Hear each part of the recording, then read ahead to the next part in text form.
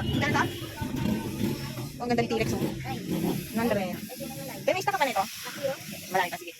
Itong T-Rex. Wait lang. Kayo mana kayo, magkano? 2.8.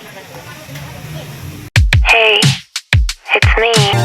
Magandang buhay mga kananay cakes! Kamusta na kayo? Karanas na po ba kayo na kayo mismo yung bumili ng toy para maging topper sa inyong cake? Masaklap pa doon, ikaw na nga yung bumili tapos nagkamali ka pa. At yun po ang story ng cake order na ito na i-share ko sa inyo para ma-aware po yung ating mga fellow home bakers and mga customers na posibleng magpagawa ng ganitong klaseng design. Mamaya po ay malalaman nyo, pakitapos lang po itong ating video. For now, ay explain ko lang po muna sa inyo kung paano ko ba na-achieve yung kanyang klaseng pagka-green. At napakahalaga talaga sa isang baker na dapat ay marunong po tayo mag-mix ng mga primary colors. Katulad na lang po ng pinakita ko dito sa ating video na pinag-mix ko po yung blue at saka yung yellow. So ito po ang kinalabasan niya, green. Medyo tansyahin nyo lang po yung paglagay natin, huwag nyo pong bibiglain para makuha nyo po yung shade ng gusto nyong pagka-green. Dito sa akin, mas lamang po ang color yellow dito. O diba tipid hacks na yan, so hindi mo na kailangan bumili pa ng maraming food gel color, basta marunong ka lang mag-mix ditong mga primary colors natin. Ito po pala yung aming naka-promo ngayong Burmans na mini toothpick cake na may kasamang 12 pieces na cupcakes. Pero kung mapapansin nyo po na mataas itong ating cake, kasi pinadagdagan ni customer yung kanyang height each tier. So bali ang size ng ating bottom tier ay 6 by 7 inches, ang top tier naman po ay 4 by 7 inches. At ang cake drum na gamit ko dito ay size 12 inches. So ayan, may idea na po kayo na pwede pong mag-upgrade sa height nitong ating 2-tier cake promo. Pero may additional cost po yun kasama nitong mga toy topper. Going back doon sa topper na sinasabi ko, okay, 150 yan. Ito po yung toy na nagkamali akong bilhin kasi hindi po siya nailagay as topper doon sa ating cake. At aminado po talaga ako sa pagkakamali kong ito kasi as a baker po, dapat ay natansya ko kung gaano kalaki at kung gaano kabigat dapat ang ilalagay na laruan as topper doon sa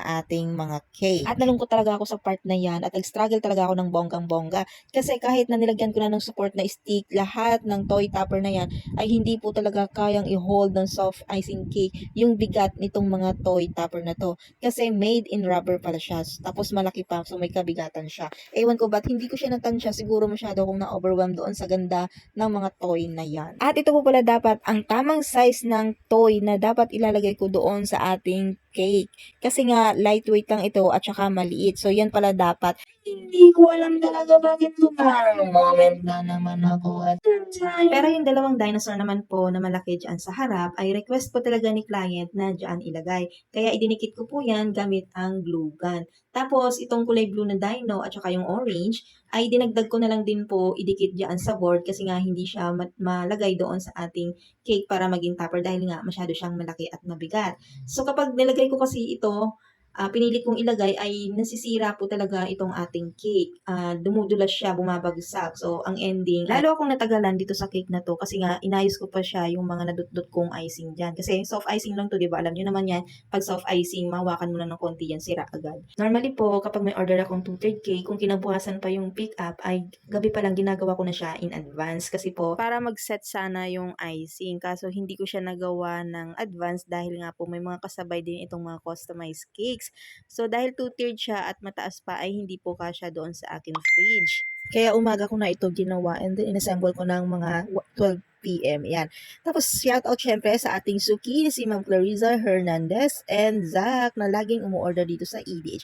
Thank you for always trusting EDH, Ma'am Clarissa. Napakabait niyan. Pati ni hubby niya kasama nung pag-pick up doon sa cake. At meron pa nga silang dalang foods and palut bags doon sa aking dalawang chikiting. O diba, in-orderan ka lang ng cake. Tapos, didahan ka pa ng foods. Diba, ang sarap naman sa feeling no na naalala tayo ng ating customer for keeps talaga. Thank you so much po Ma'am Clarissa and family sa inyong palut bags and foods. And ayan, ito din ay order ni Ma'am Clarissa a week before noong 2-third cake. October pa nga na-order ito at super late vlog na. Alam niyo naman, busy ang nanay. Hindi tayo basta-basta nakakapag-edit ng vlog. Ayan. Thank you so much for watching. Bye!